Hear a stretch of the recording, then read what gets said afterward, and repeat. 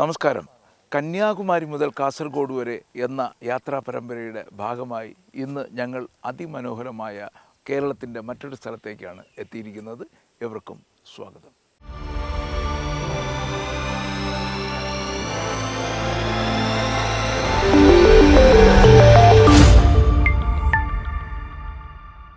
നമ്മൾ കേശവൻ പാറ വ്യൂ പോയിൻ്റിൽ നിന്ന് കുറച്ച് മുന്നിലോട്ട് വന്നപ്പോഴത്തേക്ക് കുറേ കാപ്പിത്തോട്ടങ്ങളുണ്ടായിരുന്നു, തേയിലത്തോട്ടങ്ങളുണ്ടായിരുന്നു. ആദ്യം തേയിലത്തോട്ടങ്ങളായിരുന്നു, പിന്നെ കാപ്പിത്തോട്ടങ്ങളായി. അത് കഴിഞ്ഞ് വന്നപ്പോൾ നമ്മൾ കുറേ ജനവാസ മേഖല വന്നു. അവിടെ വന്നപ്പോഴാണ് ഗവൺമെൻറ്റിൻ്റെ തന്നെ ഓറഞ്ച് ആൻഡ് വെജിറ്റബിൾ ഫാം എന്ന് കണ്ടത്. അപ്പോൾ വളരെ ഇൻട്രസ്റ്റിംഗ് ആയിട്ട് തോന്നി. ഇതിനകത്ത് കയറി. അപ്പോൾ ഇതിനകത്തും യഥാർത്ഥത്തിൽ 25 രൂപയാണ് എൻട്രി ഫീ ഉണ്ടെങ്കിൽ നമുക്ക് ഇതിനകത്ത് പോയി ഈ ഫാം കംപ്ലീറ്റ് കാണാൻ പറ്റും. ഇവർക്ക് തന്നെ പ്രൊഡക്ഷൻ യൂണിറ്റ് ഉണ്ട് ഇവിടെ. ഓറഞ്ച് അത് എല്ലാം ജ്യൂസ് ഉണ്ടാക്കുന്ന യൂണിറ്റുകളുണ്ട്. ഇതെല്ലാം കാണാൻ പറ്റും. മറ്റൊരു പ്രത്യേകത ഇവിടെ വന്നപ്പോൾ കണ്ടപ്പോൾ ട്രക്കിങ്ങിന് പോകാൻ പറ്റും. അപ്പോൾ ഇവിടെ ധാരാളം ജീപ്പുകൾ കിടപ്പുണ്ട്.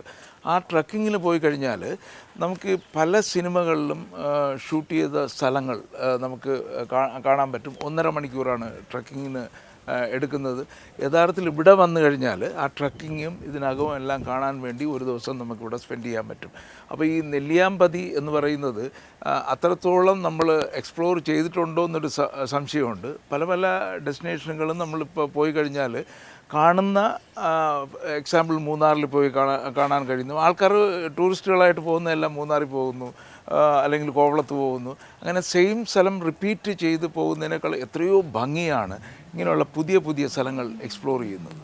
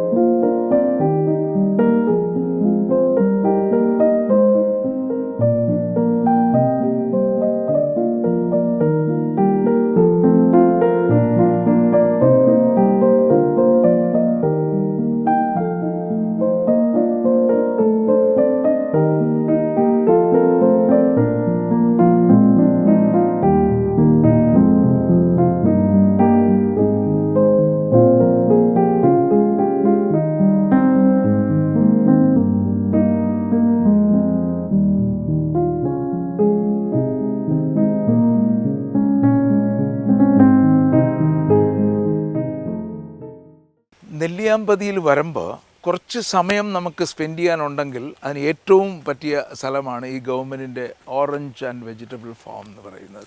അപ്പോൾ ഇവിടെ വന്നു കഴിഞ്ഞാൽ നമുക്ക് ഒരു 1.5 മണിക്കൂർ ഇതിനകത്ത് കറങ്ങി നടക്കാൻ പറ്റും. എൻട്രൻസ് ഫീ 25 രൂപ മാത്രമാണ്. മാത്രമല്ല ഈ പ്രകൃതിയോട് നമുക്ക് ചേർന്ന് നിൽക്കാൻ പറ്റും. കാര്യം ഇത് ജസ്റ്റ് ഓർഗനൈസ് ആയിട്ടുള്ള ഒരു ഫാമിംഗ് ആണ് അവർ ചെയ്തിരിക്കുന്നത്. ഓറഞ്ച് ഫാമിൽ പോകുന്നതിന് മുമ്പ് ഇതെല്ലാം പുതിയ രീതിയിലുള്ള ടെക്നോളജി ഉപയോഗിച്ചിട്ടുള്ള കൃഷികൾ നമുക്ക് എങ്ങനെ ചെയ്യാൻ പറ്റും എന്ന് പഠിക്കാൻ പറ്റും. അതുമാത്രമല്ല ഈ ഒരു അറ്റ്മോസ്ഫിയർ ഉണ്ടല്ലോ, നമ്മൾ ശരിക്കും അങ്ങ് അട്രാക്റ്റ് ചെയ്യും. ഇവിടെ വന്നു കഴിഞ്ഞാൽ 1.5 മണിക്കൂർ മിനിമം നമുക്ക് സ്പെൻഡ് ചെയ്യാൻ പറ്റുന്ന ഒരു സ്ഥലമാണ്.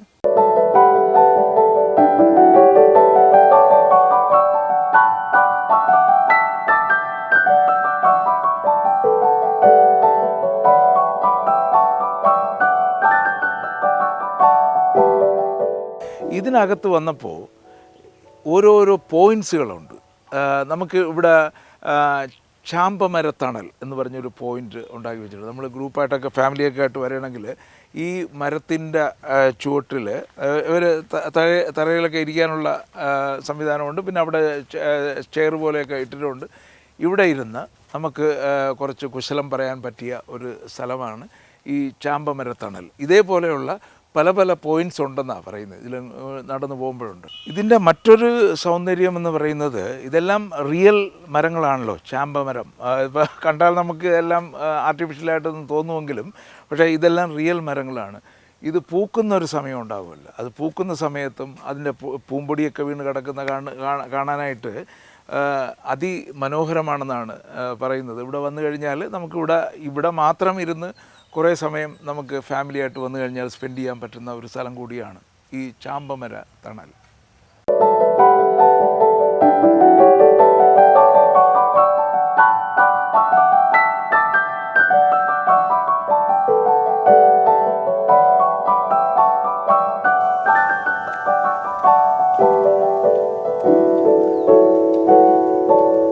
വട്ടനാരകം, വട്ടനാരകമാണ്.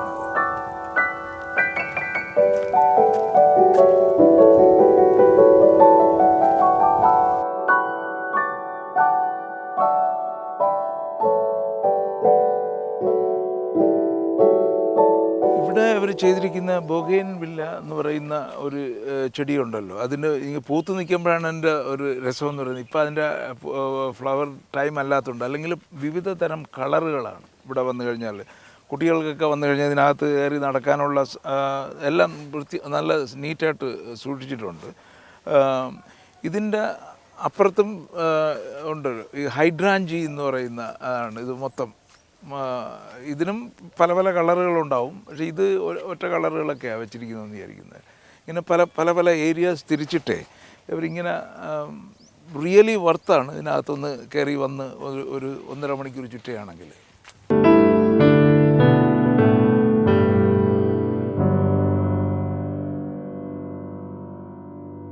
ഇവിടെ നമ്മൾ വേറൊരു സെക്ഷനിൽ വന്നിരിക്കുന്നതാണ് ചെമ്പരത്തികളാണ്. അപ്പോൾ ചെമ്പരത്തി പൂവിൽ തന്നെ എത്ര തരം വെറൈറ്റി ചെമ്പരത്തികൾ നമുക്ക് കാണാൻ കഴിയുമെന്നുള്ളത് ഇവിടെ വരുമ്പോഴാണ്. ഇതെല്ലാം ഓരോ വെറൈറ്റി ചെമ്പരത്തി പൂക്കളാണ്. ഇപ്പോൾ ഇത് വളരെ ചെറുതാണ്.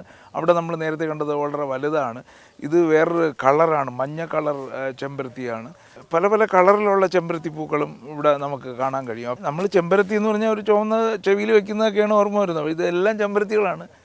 ഇതിൻ്റെ വെറൈറ്റി എന്ന് പറഞ്ഞാൽ ഇവിടെ ഒരു കളറ്, ഇവിടെ ഒരു കളറ്, ഇതിൻ്റെ തണ്ട് വേറൊരു കളറ്, ഇവിടെ ഒരു മഞ്ഞ, പിന്നെ വെള്ള, പിന്നെ വേറൊരു കളറ്. എന്ത് രസകരമായ ചെടികളാണ്, പുഷ്പങ്ങളുമാണ്. ചെമ്പരത്തി എന്ന് പറഞ്ഞാൽ നമുക്ക് ഒറ്റ വെറൈറ്റിയെ എൻ്റെ മൈൻഡിൽ വരുമായിരുന്നു. പക്ഷേ ഇവിടെ വന്നപ്പോൾ ആ കൺസെപ്റ്റേ മാറി. ഇപ്പോൾ നമ്മൾ നോർമൽ റെഡ് ചെമ്പരത്തി ആണെങ്കിൽ തന്നെയും ഇത് വ്യത്യസ്തമാണ്. ഇതിൽ ഒരുപാട് ലേയേഴ്സ് ഉണ്ട്. ഇവിടെ വെള്ള ചെമ്പരത്തിയുണ്ട്.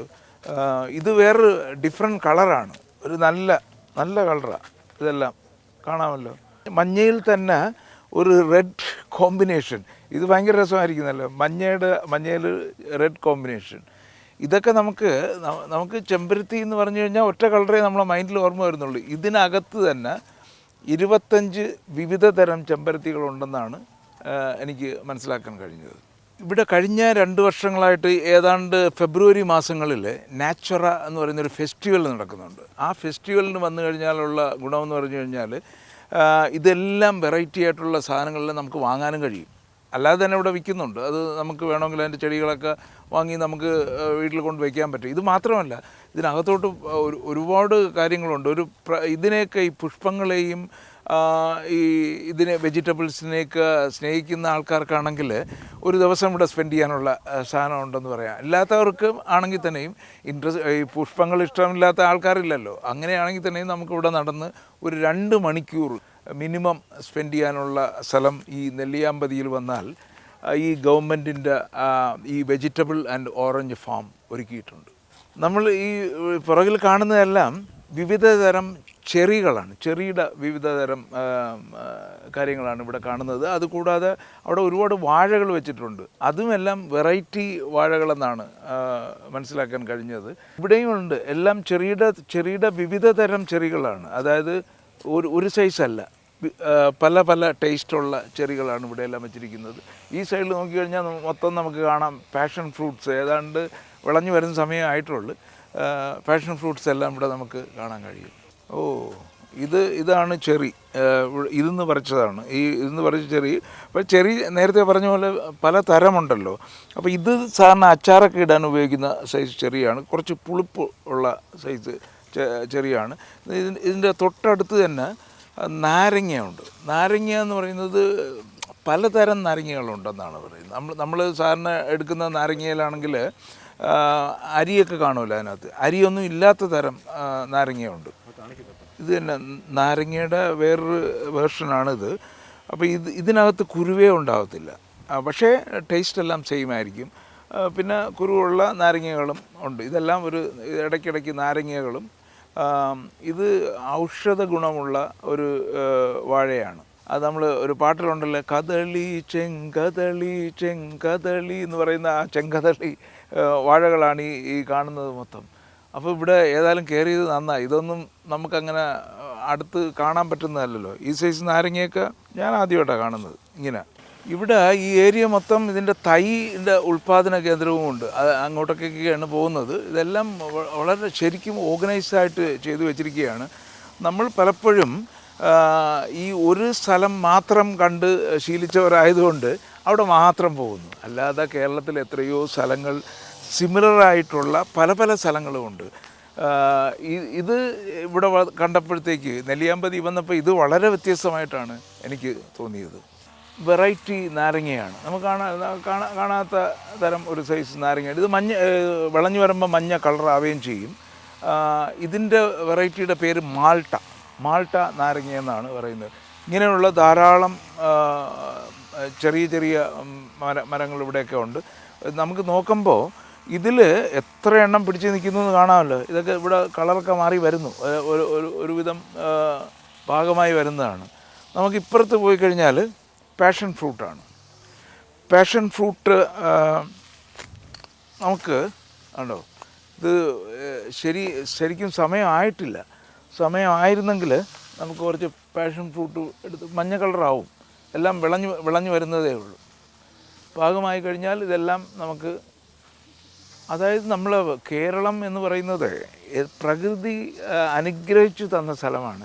നമുക്ക് ഇവിടെ ഉണ്ടാക്കാൻ പറ്റാത്ത ഒരു കാര്യങ്ങളുമില്ല. ലോകത്ത് കിട്ടുന്ന എല്ലാ വെജിറ്റബിൾസും ഫ്രൂട്ട്സും നമുക്കിവിടെ ഉണ്ടാക്കാൻ പറ്റും. അത് പല സ്ഥലങ്ങളിൽ പിടിക്കുമെന്നുള്ള കേരളത്തിൻ്റെ ഓരോ ഏരിയയുടെ വ്യത്യാസമാണ്. അല്ലെങ്കിൽ അത്തരത്തിലുള്ള ഒരു അറ്റ്മോസ്ഫിയർ നമ്മൾ ഉണ്ടാക്കി കൊടുത്തു കഴിഞ്ഞാൽ, ഇതുപോലെ ടെൻ്റൊക്കെ ഉണ്ടാക്കി ടെമ്പറേച്ചറൊക്കെ മെയിൻറ്റെയിൻ ചെയ്ത് കഴിഞ്ഞാൽ നമുക്കിതെല്ലാം വളർത്താൻ പറ്റും. അല്ലാതെ തന്നെ നമുക്ക് വിവിധ സ്ഥലങ്ങളുണ്ടല്ലോ. ഇവിടെ നെല്ലിയാമ്പതിയിൽ ഇത് നടക്കുന്നുണ്ടെങ്കിൽ ഇതുപോലെയുള്ള കേരളത്തിൽ തന്നെ പല പല സ്ഥലങ്ങളുണ്ട്.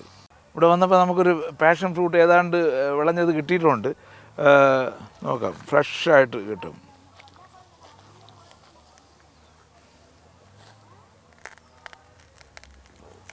ഇതാണ് പാഷൻ ഫ്രൂട്ട്. ഇതെടുത്ത് കഴിക്കാം അല്ലേ? ഇതല്ലേ കഴിക്കാനുണ്ട്.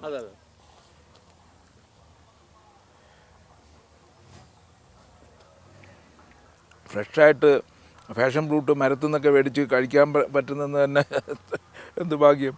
നെല്ലിയാമ്പതിയിൽ വരണം ഇതൊക്കെ. ഞാനിവിടെ വന്നപ്പോൾ ഫ്രഷായിട്ടൊരു സ്ട്രോബെറി പഠിച്ചു. ഭയങ്കര രസമായിരിക്കുന്നുള്ളൂ.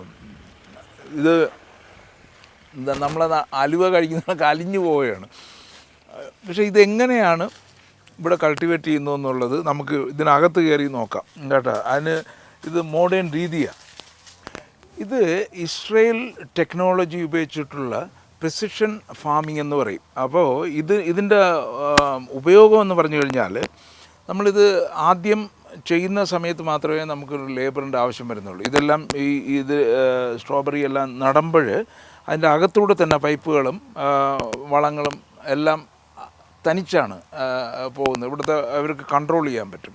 മാത്രമല്ല ഇതിൻ്റെ ഒരു അൾട്രാ വയലറ്റ് ലൈറ്റിനെ കൺട്രോൾ ചെയ്തിട്ടുള്ള ഒരു കൂടാരമാണ് അവർ ഉണ്ടാക്കി വെച്ചിരിക്കുന്നത്. അപ്പോൾ ഒരു ടെമ്പറേച്ചർ മെയിൻറ്റെയിൻ ചെയ്ത് കഴിഞ്ഞാൽ, ഇതിപ്പോൾ നമുക്ക് കാണാമല്ലോ ഇവിടെ ഇഷ്ടംപോലെ സ്ട്രോബെറി ഉണ്ട്.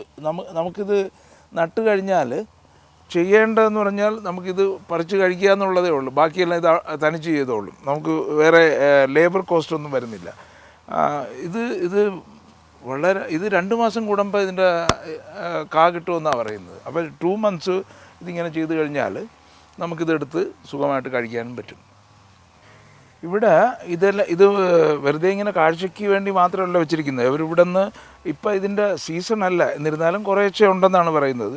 ഇതിൻ്റെ സീസൺ ടൈം ആവും. ഓരോ 2 മാസം കൂടുമ്പോഴും ഇതിൻ്റെ വിളവെടുപ്പുണ്ടല്ലോ. ഇപ്പോൾ അത് വിളവെടുത്ത് കഴിഞ്ഞതാണ്. അതുകൊണ്ട് ഇനി കുറച്ച് ഉള്ളെന്നാണ് പറയുന്നത്. ഇത് വെറുതെ ഇങ്ങനെ കാണിക്കാൻ വേണ്ടി മാത്രമല്ല, ഇവരിതെടുത്ത് പാക്ക് ചെയ്ത് പുറത്ത് വെച്ചിട്ട് ഇതിൻ്റെ സെയിൽസും ഉണ്ട്. അങ്ങനെയും ഒരു വരുമാനം സർക്കാരിന് വരുന്നുണ്ടെന്നുള്ളതാണ്. ഇവിടെ വന്നപ്പോൾ നമുക്ക് വേറൊരു രസകരമായി തോന്നിയാണ് ഏറുമാടം. ഏറുമാടം എന്ന് പറയുമ്പോൾ ഇത് ട്രീ ഹൗസ്. ഇതിൻ്റെ മുകളിൽ കയറി കഴിഞ്ഞാൽ നമുക്ക് ഈ ഏരിയ മൊത്തം കാണാമെന്നാണ് പറയുന്നത്. ഏതായാലും ഞാനൊന്ന് കയറി നോക്കാനുള്ള ശ്രമത്തിലാണ്. സാഹസമാണോ എന്നറിയത്തില്ല, ഏതായാലും കയറാം. ട്രീ ഹൗസിൽ പോയി താമസിക്കാം. നമുക്കുണ്ടല്ലോ. ഓ, ഇവിടം വരെ ഓക്കെ. ഇനിയാണ് പ്രശ്നം.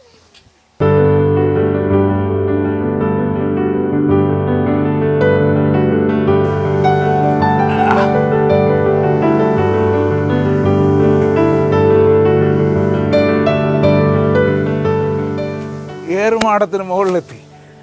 ഇവിടെ നിന്നാൽ ഇത്തിരി അഡ്വഞ്ചർ ആണെങ്കിലും കയറിയാൽ ഗംഭീര വ്യൂ ആണ് ഇവിടെ നിന്ന് നമുക്ക് കാണാൻ പറ്റുന്നത് കേട്ടോ. നാലീറ്റാകെയും നെല്ലിയാമ്പതിയുടെ ഒരു ചുറ്റും കാണാൻ പറ്റും, മലനിരകളും എല്ലാം കാണാം. ഇവിടെ വന്ന് താമസിക്കാൻ പറ്റത്തില്ല, പക്ഷേ പകലൊക്കെ വന്ന് കുറച്ച് നേരമൊക്കെ ഇരുന്നിട്ട് പോകാൻ ഭയങ്കര രസമാണ്. കാറ്റുണ്ടല്ലോ, നല്ല നല്ല കാറ്റുണ്ട് ഇവിടെ. അത് കൂടാതെ തന്നെ നമുക്ക് തേയിലത്തോട്ടങ്ങൾ കാണാം, കാപ്പിത്തോട്ടങ്ങൾ കാണാം, അങ്ങ് ദൂരെ ഓറഞ്ചിൻ്റെ തോട്ടങ്ങളും കാണാം. പിന്നെ ചെറിയ ചെറിയ മാവുകൾ, അതെല്ലാം ഹൈബ്രിഡ് മാവുകളാണ്, അതെല്ലാം പെട്ടെന്ന് കായ്ക്കുന്നതാണ്. ഇതെല്ലാം കാണാം, വാഴകൾ കാണാം.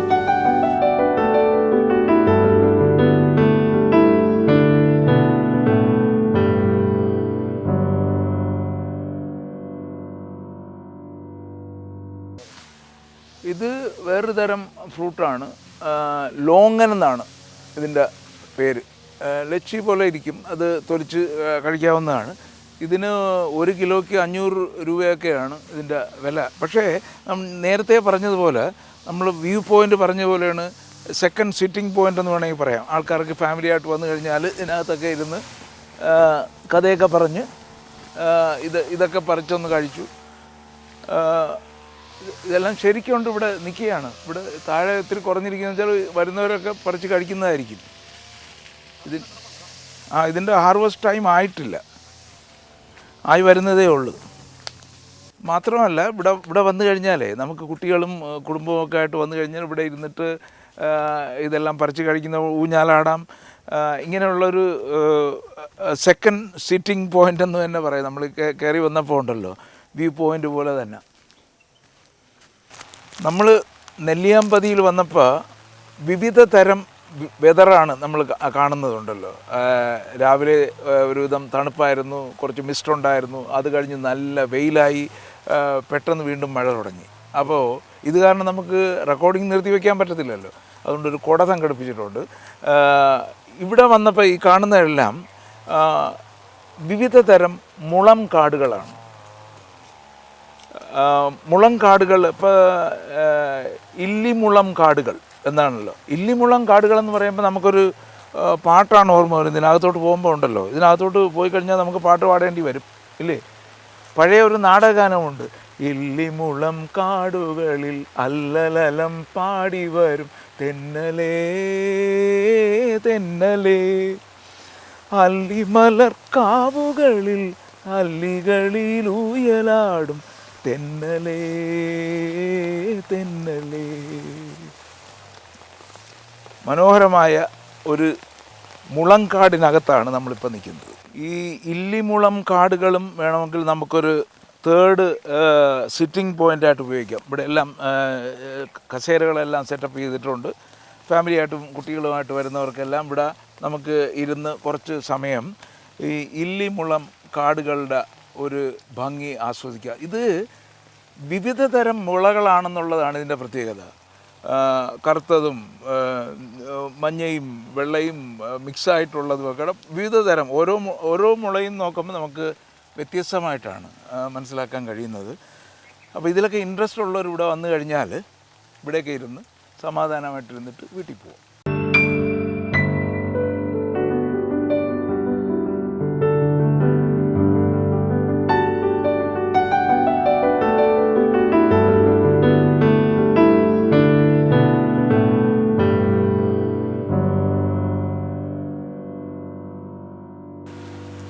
നമ്മൾ ഒരു ആമ്പൽ കുളത്തിൻ്റെ അടുത്തെത്തിയിരിക്കുകയാണ്. ഒരു കാര്യം പറയാതിരിക്കാൻ വയ്യ കേട്ടോ, ശരിക്കും നന്നായിട്ട് മെയിൻറ്റെയിൻ ചെയ്തിട്ടുണ്ട്. അപ്പോൾ ഇത് കേരളത്തിൻ്റെ കൃഷി വകുപ്പിൻ്റെ അണ്ടറിൽ വരുന്ന ഒരു ഏരിയയാണിത്. ഇതിൽ അവർ ശരിക്കും മെയിൻറ്റെയിൻ ചെയ്തതുകൊണ്ടാണല്ലോ നമുക്ക് ഇത്രയും ഭംഗിയായിട്ട് ഈ വരുന്ന വഴികളെല്ലാം അത്രയും നന്നായിട്ട് സൂക്ഷിച്ചിട്ടുണ്ട്. ഇവിടെയും എല്ലാം ഇപ്പോൾ ഇവിടെ വന്നു കഴിഞ്ഞാൽ ഈ ആമ്പൽപ്പൂവിൻ്റെ ഭംഗി ആസ്വദിക്കാൻ ഇഷ്ടപ്പെടുന്നവരാണെങ്കിൽ ഇവിടെ വന്നിരുന്നിട്ട് ഇപ്പോൾ ശരിക്കും മഴ പെയ്തുകൊണ്ടിരിക്കുകയാണ്, എന്നിരുന്നാൽ തന്നെയും അതിന് അപ്പുറവും ഇപ്പുറവും ഇരിക്കാൻ, മഴ കൊള്ളാതെ ഇരിക്കാനുള്ള സംവിധാനവും ഒരുക്കിയിട്ടുണ്ട്. ഈ ആമ്പൽപ്പൂവിൻ്റെ യഥാർത്ഥത്തിലുള്ള റൈറ്റ് സീസൺ അല്ല ഇപ്പം. അങ്ങനെയാണെങ്കിൽ റൈറ്റ് സീസൺ കുറച്ചുകൂടെ സമ്മർ ആവുന്ന സമയത്താണ് ഇതിൻ്റെ ഫുൾ നിറഞ്ഞു നിൽക്കും ആമ്പൽ പൂക്കളുണ്ടല്ലോ. ഇവിടുത്തെ റിയൽ ഇവർ പറയുന്ന ഏറ്റവും കൂടുതൽ ആൾക്കാർ വരുന്നത് September, October, November, December, January ആ സമയത്തൊക്കെയാണ് ഏറ്റവും കൂടുതൽ ആൾക്കാർ ഇവിടെ വിസിറ്റ് ചെയ്യാൻ വരുന്നത്. പക്ഷേ വരുന്നവരെല്ലാം വളരെ സന്തുഷ്ടരായിട്ടാണ് പോകുന്നത്. ഇതിപ്പോൾ നമുക്ക് എവിടെയെങ്കിലും ഒരു തണുത്ത സ്ഥലത്ത് പോകണം, ചൂടുള്ള സമയത്ത് തണുത്ത സ്ഥലത്ത് പോകണമെങ്കിൽ നമ്മൾ ശരിക്കും നേരെ വിടുന്ന ഊട്ടിയിലാണ്. അതേ അനുഭവം തന്നെ ഇവിടെ വന്നാൽ നമുക്കും കിട്ടും. ഇത് കുറച്ചുകൂടെ നമുക്കൊന്ന് കമേഴ്ഷ്യലൈസ് ചെയ്യേണ്ട കാര്യമുണ്ട്, ആൾക്കാരെ അറിയിക്കേണ്ട കാര്യമുണ്ട്. കേരളത്തിലുള്ളവർക്ക് തന്നെ പല പല ഡെസ്റ്റിനേഷനുകൾ വന്നു കഴിഞ്ഞാൽ അവർക്ക് വിവിധ തരം നേച്ചറിനോട് ചേർന്നുള്ള, അതായത് പ്രകൃതി തന്നിരിക്കുന്ന തണുപ്പും ചൂടും എല്ലാം അനുഭവിക്കാനുള്ള എല്ലാം ഒരുക്കിയിട്ടുള്ള ഒരു നാടാണ് കേരളം എന്നുകൂടി ഒരിക്കൽ കൂടെ എംഫസൈസ് ചെയ്ത് പറയേണ്ടിയിരിക്കുന്നു. ഈ ഓറഞ്ച് ആൻഡ് വെജിറ്റബിൾ ഫാംസിൻ്റെ വിശേഷങ്ങൾ ഇന്നിവിടെ അവസാനിക്കുന്നില്ല. ഇതിൽ ധാരാളം സ്ഥലങ്ങൾ ഇനിയും ബാക്കി കിടക്കുകയാണ്. അതുകൊണ്ട് ഇതിൻ്റെ അടുത്ത ഭാഗം അടുത്ത ആഴ്ച ഇതേ സമയം കാണാവുന്നതാണ്.